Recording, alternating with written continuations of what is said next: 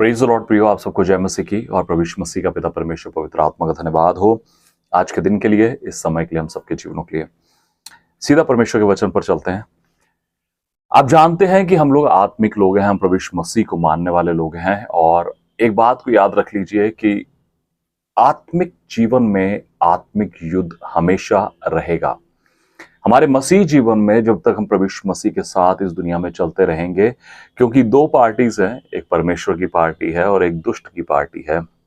हम लोग पहले दुष्ट की पार्टी में थे और परमेश्वर ने अपने प्रभु यीशु मसीह को भेजकर, अपने पुत्र के जीवन को देकर, उसका लहू बहाकर हमें वहां से छुड़ा लिया। जब छुड़ा लिया तो दूसरी पार्टी, जो दुष्ट की पार्टी है, शैतान की पार्टी है, वो हमेशा कोशिश करती रहेगी कि आपको खींच कर वापस लेकर जाए या फिर आपके विश्वास को तोड़े, आप गिव अप करें और कुछ भी करे कि आपको वापस ले आए। लेकिन इन दोनों पार्टीज के बीच में एक युद्ध है।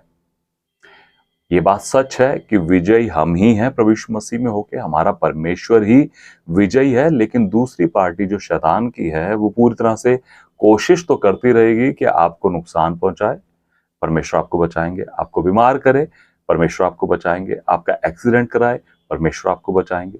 ये दोनों पार्टीज के बीच में चलता रहता है। लेकिन बीच में हम हैं, आप और मैं। अब ये बात है कि आप इस तरफ रुख करेंगे या इस तरफ रुख करेंगे। आप दुष्ट की पार्टी की तरफ अपना मुंह कर लेंगे या परमेश्वर की ओर। हमारा मुंह परमेश्वर की ओर है। और जब हम परमेश्वर के साथ जीते हैं प्रियो, तो एक बात को समझ लीजिए कि संसार में जितने भी युद्ध होते हैं, है ना, इन सब के हथियार हैं। अगर आप पुराने टाइम में राजा महाराजाओं के युद्ध देखें तो उनके पास तलवारें थी, तीर धनुष थे, ढालें थी, अलग अलग तरह के हथियार थे। अगर आप आर्मी की फाइट देख लें तो वहां पर गन्स हैं और टैंक्स हैं, स्टेन गन्स हैं, बॉम्ब्स हैं, ठीक है। अगर आप एयर में फाइट देख लें तो वहां पे प्लेन्स हैं। अगर आप समुद्र में फाइट देखें तो वहां पे अलग तरह के हथियार हैं। इसी तरह से अगर आप गली मोहल्ले की फाइट देखें तो गाली गलौज है, पत्थरबाजी है और डंडे हैं। लेकिन जब बात आती है आत्मिक युद्ध के बारे में, तो आत्मिक युद्ध के भी हथियार हैं। आप आत्मिक युद्ध में इस तरह से नहीं आ सकते कि मैं मार दूंगा और गाली दे दूंगा और गला पकड़ लूंगा और ये कर लूंगा। उसका कोई फायदा नहीं होगा, उसका कोई मतलब नहीं होगा।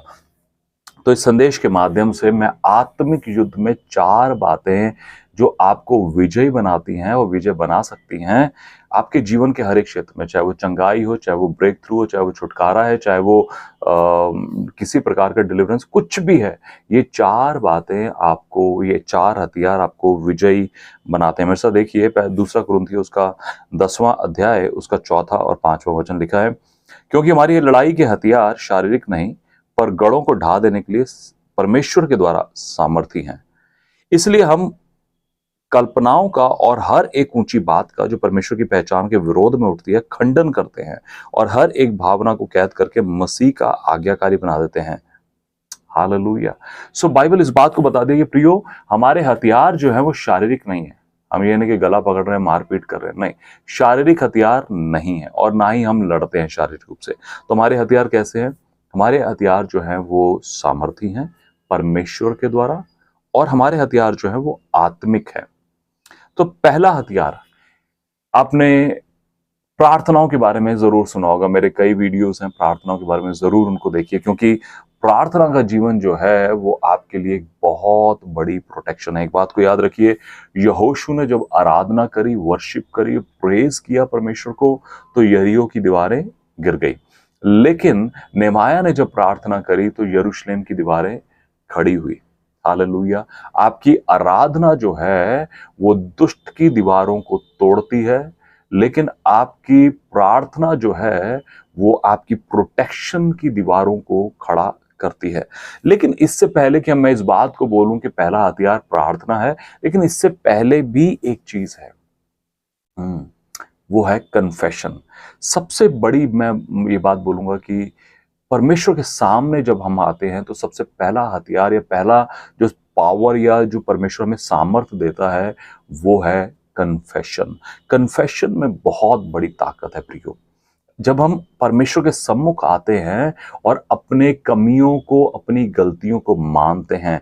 अगर आप मत्ती 5 में पढ़ेंगे तो परमेश्वर का वचन कहता है, जब तू वेदी पर कोई भेंट लेकर आए और तू इस बात को समझे कि तेरे भाई से तेरा कुछ विरोध है, तो सबसे पहले जाकर क्या कर, उससे मेल मिलाप कर, फिर आकर उस भेंट को चढ़ा। मतलब कन्फेशन कर। अगर आप याकूब उसके 5वें चैप्टर के 16 वचन में देखेंगे, जहां पर इस बात को मेंशन किया गया है, देखिए मेरे साथ, इसलिए तुम आपस में एक दूसरे के सामने अपने अपने पापों को मान लो और एक दूसरे के लिए प्रार्थना करो, जिससे चंगे हो जाओ। धर्मी जन की प्रार्थना के प्रभाव से बहुत कुछ हो सकता है। तो अपने अपने पापों को मानना, नीति वचन 16:20 में लिखा है, जो अपने पापों को मान लेता है और उनको छोड़ भी देता है, उस पर दया की जाएगी। पहला यूहन्ना उसके पहले चैप्टर के 9वें-10वें वचन में लिखा है कि जब हम परमेश्वर के सामने अपनी कमियों को, अपने पापों को मानते हैं, अपने अपराधों को मानते हैं, तो परमेश्वर विश्वास योग्य और धर्मी है कि वो हमारे पापों को क्षमा करता है। तो पहली चीज प्रियो, आप जब भी प्रार्थना में बैठे, जो भी आपसे दिन भर में हुआ है, जो पिछले दिनों में हुआ है, परमेश्वर के सामने हम्बल होकर उसके लिए माफी मांगे। परमेश्वर के सामने कन्फेस करें कि यस, मेरे में कमी है। और अपनी कमियों को छुपाए नहीं। मैं आपको सच बोलता हूं, अपनी कमियों को छुपाना बहुत बड़ी गलती है। अपनी कमियों को सामने लेकर आना, परमेश्वर के सामने लेकर आना, बहुत बड़ी सामर्थ देता है। सोचिए, मूसा ने 3 और 4 चैप्टर में, निर्गमन में, परमेश्वर के सामने बोला कि मैं बोलने में अच्छा नहीं। वो अपनी कमियों को लेकर आ रहा था परमेश्वर के सामने, और जब वो कमियों को लेकर आया तो परमेश्वर ने उनकी कमियों को उसकी सामर्थ्य में बदल दिया। हालेलुया। जब आप प्रेरितों का हम 7वें चैप्टर में पढ़ते हैं, तो स्तिफनुस इस बात को कहता है कि मूसा बोलने में बहुत अच्छा था। He was so eloquent in speak. So जब आप अपनी कमियों को परमेश्वर के सामने कन्फेस करेंगे, अपनी गलतियों को लेकर आएंगे, अपने जो आपसे हुआ है ना, हम उससे छुपाइए मत। आदम की तरह छुपाइए मत। आदम छुपा रहा था और परमेश्वर बार बार ये पूछना चाहता था कि भाई तूने गलत किया है, बता दे, क्लियर कट बता ना, मेरे से हो गया, मैं माफ कर दूंगा। अपनी गलतियों को, अपनी कमियों को परमेश्वर के सामने ले आइए, छुपाइए मत। पहला हथियार समझ लीजिए, कन्फेशन। ये आपको हम्बल बनाता है, आपको दीन बनाता है, परमेश्वर के सामने झुकाता है कि प्रभु, एहसास दिलाता है मेरे में कमी है, मुझे आपकी जरूरत है प्रभु, मैं अभी भी आपका ही हूं। तो इस बात को याद रखिए, कभी भी आप प्रेयर में बैठे या आप वर्शिप लीडर हैं या प्रचार करने आए, अपनी कमियों को परमेश्वर के सामने रखें। प्रभु, ये कमियां हैं, है ना। ये यिर्मयाह ने बोला कि मैं लड़का हूं, वो जानता है कि मैं बच्चा ही हूं। नहीं, परमेश्वर कहता है तू प्रॉफिट है। हालेलुया। यिर्मयाह कहता है, यशायाह कहता है कि ये मेरी जुबान जो है वो अनक्लीन है, मेरी जुबान जो है गलतियों से, पापों से भरी हुई है। परमेश्वर कहता है फिर भी मैं तुझे यूज करूंगा, तुझे ही भेजूंगा। सो अपनी कमियों को परमेश्वर से छुपाइए मत, लेकर आइए, कन्फेस करिए। हालेलुया। परमेश्वर माफ करेगा और आपको नई सामर्थ से भरेगा। तो पहला हथियार है कन्फेशन। दूसरा हथियार प्रार्थना है। हालेलुया। प्रार्थना, प्रार्थना आपके जीवन को परमेश्वर के साथ जोड़ती है। प्रार्थना जैसे आपको परमेश्वर के साथ ऐसा जोड़ती है कि जो परमेश्वर के अंदर है वह आप में ट्रांसफर होता है। हालेलुया। ये जैसे ब्लूटूथ कनेक्शन होता है या हम वायर के साथ कनेक्ट करते थे किसी चीज को, ये वो है कि डायरेक्ट आप में ट्रांसफर होता है। Prayer is a very powerful weapon. क्यों बहुत से लोग प्रेयर नहीं कर पाते? पिछले दिनों में मैंने एक संदेश को बनाया, मैं प्रार्थना करना तो चाहता हूं लेकिन कर नहीं पाता। क्यों? उसमें मैंने कई चीजें बताई हैं कि क्यों नहीं कर पाते। और ये बात सच है। अगर मैं आपसे पूछूं, भाई आप प्रार्थना करते हैं? आप कहेंगे हाँ भैया, 10 मिनट, 5 मिनट, 20 मिनट, सोने से पहले, काम पर जाने से पहले, बाहर निकलने से पहले, खाना खाने से पहले।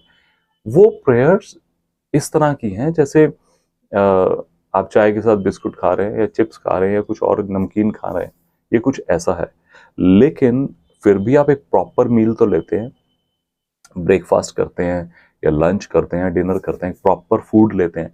इसी तरह से आप वो जो प्रेयर करते हैं सोने से पहले, खाने से पहले, जाने से पहले, आने से पहले, जो भी है, ठीक है, वो कुछ ऐसा है। लेकिन आप प्रॉपर मील जो लेते हैं, एक प्रॉपर समय जब आप परमेश्वर के साथ प्रार्थना में बिताते हैं, मैं आपको सच बोलता हूं प्रियो, एक इम्पार्टेशन आपके जीवन में होता है। एक सामर्थ, एक अभिषेक का इम्पार्टेशन परमेश्वर अपने मन की बातों को पोर आउट करता है। किसी ने मेरे से पूछा आपके पास ऐसे रेवलेशन कैसे आते हैं? मैं आपको सच बताऊं, आप परमेश्वर की उपस्थिति में बैठेंगे ना, आपको परमेश्वर रोज एक रेवलेशन दे देंगे, रोज एक बात प्रकट कर देंगे। पिछले दिनों में मैं बैठा हुआ था और परमेश्वर ने बोला कि you know I am aware. एक बात का सच में मैं बताता हूं, आप कितने भी डिप्रेशन, कितने भी स्ट्रगल से होकर गुजर रहे हो, परमेश्वर की आपने एक आवाज को सुन लिया ना, परमेश्वर ने मुझे एक बात बोली, Tarun, I am aware and I am there. मैं जानता हूं और मैं वहां पर हूं, डोंट वरी। हमारे जीवन की हर एक स्ट्रगल का उत्तर जो है आपको प्रार्थना में मिल जाएगा।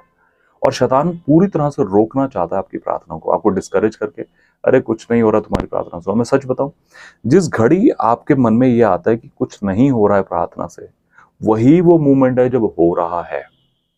क्योंकि शैतान जानता है कि इसकी प्रार्थनाओं से हो रहा है, इसको रोको। वो किसी ना किसी रूप से तो रोकने की कोशिश करेगा, लेकिन आपको रुकना नहीं है। हालेलुया। आपको करना है। 3 तरह से प्रार्थना कर सकते हैं। अन्य भाषा में प्रार्थना कर सकते हैं, आप अपनी नॉर्मल लैंग्वेज में, आप जो भी लैंग्वेज बोलते हैं उसमें प्रार्थना कर सकते हैं, और तीसरा आप प्रेयर को लिख भी सकते हैं। बहुत बार हमारा मन नहीं होता, हम अपसेट होते हैं, समय बिताने का मन नहीं होता, एक पेपर पेन लीजिए और लिखिए, अपने मन की बातों को लिखिए। इसमें बहुत सामर्थ्य है, प्रेयर जर्नल कहते हैं इसे।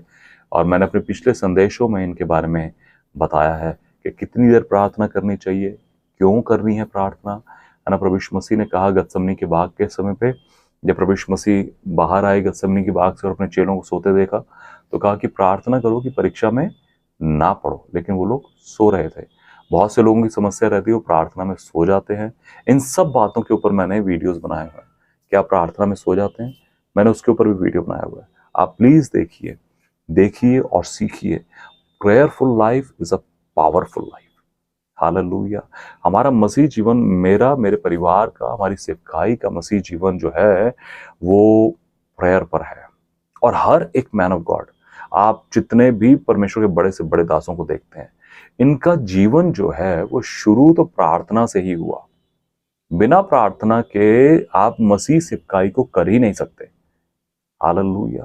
क्योंकि अटैक रहेगा, शैतान, उसके विरोधी, उसके सारे जो सेना है वो आपके विरोध में खड़ी रहेगी। और अगर आप प्रेयरफुल नहीं है तो आप प्रोटेक्शन नहीं है, आप आगे नहीं बढ़ सकते, आप पावरफुल नहीं है। सो हमेशा याद रखिए, आपको प्रार्थना जरूर करनी है। प्रभु यीशु मसीह के जो सेवकाई थी, जो इतनी सामर्थी सेवकाई थी, उसके पीछे सबसे बड़ा रीजन है उनकी प्रेयर लाइफ।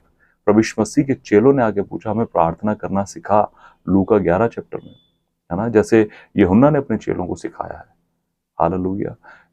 जकरिया उसके 12 चैप्टर के 10वें वचन में लिखा है कि मैं उस समय दाऊद के घराने पर प्रार्थना करने वाला और अनुग्रह करने वाला आत्मा उड़ेलूंगा। प्रार्थना सिखाने वाला, यू नो। सो हमें इस बात को समझना है प्रियो, कि हमें प्रार्थना सीखना बहुत ज़रूरी है, प्रार्थना करना बहुत ज़रूरी है। अलग अलग मोमेंट है लाइफ के, अलग अलग सिचुएशन है जहाँ पे शैतान आपके ऊपर अटैक करने की कोशिश करता है, लेकिन अगर आपके पास ये हथियार है, आप प्रेयरफुल है, आप हमेशा विजयी रहेंगे। हालेलुया। तीसरी बात है घोषणा। आप प्रार्थना कर रहे हैं, ठीक है, लेकिन प्रार्थना में अगर आपको वचन का ज्ञान है, ठीक है, आपको घोषणा करना आता है। बहुत बार हम अपने मन में गिल्ट फील करते हैं, कंडमनेशन फील करते हैं, हम अपने आप में नीचा फील करते हैं। हमको लगता है यार अपनी जिंदगी ऐसी है, कुछ होगा नहीं, ये है। बहुत बार हम अपने आप को नीचा देखते हैं, बहुत बार हम अपने बारे में गलत बातों को बोलते हैं, अरे मैं तो ऐसा ही हूँ, मेरा तो जिंदगी ऐसी रहेगी, मैं तो ऐसे ही मर जाऊंगा, बहुत सी बातों को। लेकिन मैं आपको सच बताऊं, इफिसियों की पुस्तक लीजिए, पवित्र बाइबल में इफिसियों की किताब को लीजिए, और उसमें जो वचन है, इवन पूरी बाइबल में जो वचन है, उनको घोषणा करना शुरू करिए, उनको घोषित करना शुरू करिए। और इफिसियों पहले चैप्टर से अगर आप पढ़ना शुरू करेंगे तो जैसे तीसरे वचन में लिखा है, हमारे प्रभु यीशु मसीह के परमेश्वर और पिता का धन्यवाद हो कि उसने हमें मसीह में स्वर्गीय स्थानों में सब प्रकार की आत्मिक आशीष दी हैं। सो जहां पर लिखा है हमें, वहां पर कहना है मुझे। इसको पर्सनलाइज करना है, वचन को पर्सनलाइज करना सीखिए और उसको डिक्लेयर करिए कि परमेश्वर ने मुझे आत्मिक जगत में मसीह यीशु में सारी आशीषें दी हैं। इस आगे आगे पढ़ते जाएंगे तो लिखा है कि वो तुम्हें पहले से चुना है, तुम निर्दोष हो, तुम पवित्र हो। इन बातों की घोषणा करना शुरू करिए। जरूर है आपको नहीं लगेगा सिचुएशन ठीक है, जब आपको चंगाई चाहिए तो घोषणा करिए, यीशु मसीह के कोड़े खाने से मैं चंगा हो चुका हूँ, यीशु मसीह के कोड़े खाने से मैं चंगा हो चुका हूँ, यीशु मसीह के कोड़े खाने से मैं चंगा हो चुका हूँ। हालेलुया। जब आपको कुछ चाहिए परमेश्वर से, सबसे पहले एक बात को समझ लीजिए, इससे पहले कि आप फिजिकल रिलम में कुछ पाए, आपको स्पिरिचुअल रिलम में पाना होता है।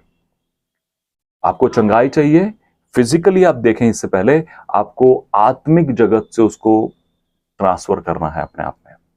हालेलुया। अगर आप आत्मिक जगत से ट्रांसफर करने में फेल रहे तो फिर शरीर में भी लोगों को नहीं दिखती। कैसे आत्मिक जगत से ट्रांसफर करेंगे? By declaring God's word.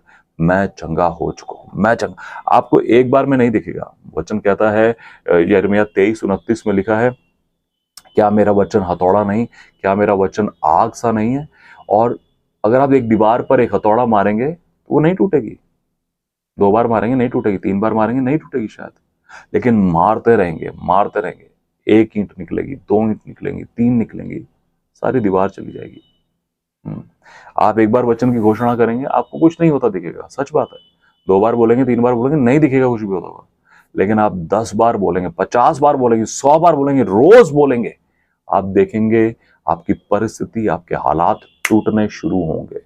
लोग कर नहीं पाते हैं, मैं आपको सच बता रहा हूं। लोग डिक्लेयर नहीं कर पाते, लोग प्रेयर नहीं कर पाते, लोग कन्फेस नहीं करते। रीजन, शैतान बोलता है, अरे क्या है फायदा इसका, कुछ नहीं हो रहा है, बेकार टाइम बर्बाद कर रहे हो। जाओ कुछ फिजिकली करो, उसको बोलो ये आत्मिक युद्ध है बाबा। फिजिकली करने से कुछ नहीं होगा आपको, मैं आपको सच बोल रहा हूँ।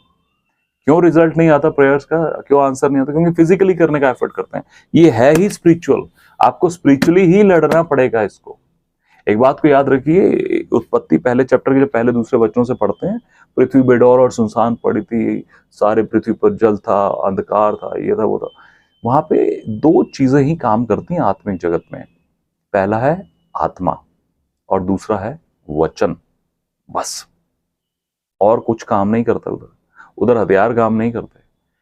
या तो आप दुष्ट की बात बोलेंगे और दुष्ट का आत्मा काम करेगा, या फिर आप परमेश्वर के वचन को बोलेंगे, परमेश्वर की बात को बोलेंगे और परमेश्वर का आत्मा काम करेगा। अब आपके हाथ में। हालेलुया। भजन संहिता 103 उसके 19-20 वचन में लिखा है कि परमेश्वर के जो दूत है वो कितने आज्ञाकारी हैं, उसके वचन को पूरा करने के लिए फुर्ती करते हैं। आपको मैं सच बताऊं, आप वचन बोलेंगे, आप डिक्लेयर करेंगे, आप घोषित करेंगे, परमेश्वर के स्वर्गदूत उसे पकड़ेंगे और पूरा करेंगे। टाइम लग सकता है, इसको डैनियल को भी टाइम लगा, 21 दिन लग गए, लेकिन अब ऐसा नहीं है, क्योंकि यीशु मसीह का लहू बह चुका है। हालेलुया। अब ऐसा नहीं है कि आप सालों साल वेट करते रहे प्रार्थना का। आप पूरे मन से प्रार्थना करिए, डिक्लेयर करिए, and you will get the answer of your prayer. Hallelujah. घोषणा करिए। तीसरा हथियार है। चौथा, कमांड। कमांड करना। आप जब किसी व्यक्ति को दुष्ट आत्मा होती है, लोग क्या करते हैं? उसके लिए प्रार्थना करते हैं। उसके लिए प्रार्थना की जरूरत नहीं है। प्रभु यीशु मसीह के सामने जब लोग दुष्ट आत्माओं को लेकर आए, पूरे गॉस्पेल में जब आप पढ़ेंगे, इवन प्रेरित तो काम 16 चैप्टर में, जब पौलुस के पीछे एक स्त्री चल रही थी जो भाभी कहने वाली आत्मा थी, वहां पर वो प्रार्थना करने नहीं बैठा है। वहां पर वो प्रार्थना करने नहीं बैठा है, वहां पर उसने कमांड किया, यीशु के नाम से निकल जा। जब लोगों ने बीमारों को देखा तो बीमारी को पतरस ने, पौलुस ने कमांड किया, यीशु ने कमांड किया, निकलो, और दुष्ट आत्माएं निकली। वहां पर वो प्रार्थना नहीं करने, हालेलुया री बाबा से रे के रे, नहीं, उन्होंने कमांड किया यीशु मसीह के नाम से, गेट आउट। कमांड करना सीखिए। आपको डर लगता है रात को? कमांड करना सीखिए। आप सोते हैं, आपको लगता है कोई खड़ा है, कहीं है, कमांड करिए यीशु के नाम से, गेट आउट। तुम्हारा कोई अधिकार नहीं मुझ पर। मैं आपको सच बोलता हूं, कमांड करना, अधिकार लेना, हालेलुया, उस अधिकार में मूव करना एक बड़ी सामर्थ है प्रियो। मसीह जीवन में आपके पास यीशु मसीह के नाम से अधिकार है। आप बोलेंगे और वैसा होगा। आप कमांड करेंगे और वैसा होगा। आप कमांड करेंगे दुष्ट आत्मा निकलेगी, उसको निकलना होगा यीशु मसीह के नाम से। आप कमांड करेंगे बीमारी का आत्मा जाएगा। आप कमांड करेंगे अद्भुत काम होंगे होंगे। हालेलुया। कमांड करिए। उस समय प्रार्थना करने की जरूरत नहीं है। जब एक व्यक्ति यीशु मसीह के पास अपने बेटे को लेकर आया मरकुस 9वें चैप्टर में और मत्ती 17 चैप्टर में, तो उस लड़के में एक दुष्ट आत्मा थी जो उसको कभी पानी में और कभी आग में गिराते थे। और वो कहता है कि मैं तेरे चेलों के पास लेकर आया, वो निकाल नहीं सके। तो प्रभु यीशु मसीह उसको बोलते हैं उस दुष्ट आत्मा को, उसमें निकल जा, और वो निकल जाती है। जब एक व्यक्ति जिसमें 6000 दुष्ट आत्माएं थी, प्रभु यीशु मसीह ने कहा निकल कर सूअरों में चली जा, वो चली गई। Command, learn to command. इसलिए वचन कहता है कि वो तो बड़े अधिकार के साथ आज्ञा देता है। प्रार्थना नहीं कर रहा दुष्ट आत्माओं के लिए प्रभु यीशु मसीह के नाम से निकल जाए, नहीं।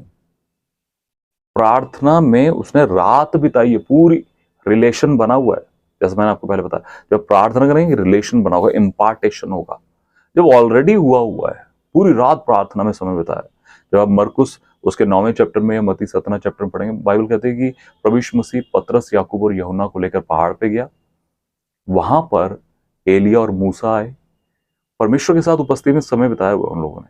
और जब वो नीचे आता है तो वो व्यक्ति अपने बेटे को लेकर आता है और वो दुष्ट आत्मा निकालता है। आप किसी भी एरिया में देखेंगे प्रभु यीशु मसीह की सेवकाई को, प्रभु यीशु मसीह ने जहां पर कमांड किया दुष्ट आत्माएं निकली, बीमारियां ठीक हुई। हालेलुया। सो इन 4 हथियारों को अपने मसीह जीवन में सामर्थ्य रूप से उपयोग करना सीखिए। सबसे पहले कन्फेस करिए, अंगीकार करिए। दूसरा, आप प्रार्थना में समय बिताइए। तीसरा, डिक्लेयर करिए, घोषित करिए। चौथा, कमांड करना सीखिए। हालेलुया। इवन कन्फेशन में भी आप इस बात की घोषणा कर सकते हैं, आप इस बात को बोल सकते हैं, मैं मसीह का हूं, प्रभु यीशु मसीह मेरा है, मैं मसीह में हूं, मसीह मुझ में है। अलग अलग डिक्लेरेशंस को आप कर सकते हैं बाइबल से लेकर। हालेलुया। मैं विश्वास करता हूं कि आप अपने मसीह जीवन में, अपने आत्मिक जीवन में एक नए लेवल पर आएंगे। Amen. May God bless you. जय मसीह की। God bless you.